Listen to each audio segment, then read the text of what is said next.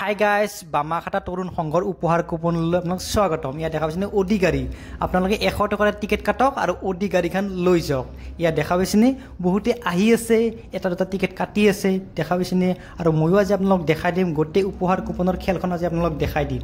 আৰু ইয়াত এটা দুটা নহয়, প্ৰায় 15টা পুৰস্কাৰ আছে, 15খন গাড়ী আছে। প্ৰত্যেকখন গাড়ী আপোনালোক দেখাই দিবলৈ মই চেষ্টা কৰিম, আপোনালোকে চাই থাকিব। মোৰ পিছভাগত বহুত গাড়ী আছে আৰু এইখন গাড়ী দেখা পাইছেনে, এইখন হৈছে অডি গাড়ী। 100 টকাৰে আপোনালোকে এই গাড়ীখন পাই যাব, কিন্তু উপহাৰ কুপনৰ টিকেট কাটব লাগিব, কাটলিহে আপোনালোকে পাই যাব। আৰু ইয়াত প্ৰতি বছৰে খেল হয়, এইবেলি ইহঁতে খেলখন পাতিছে, উপহাৰ কুপনৰ খেলখন পাতিছে।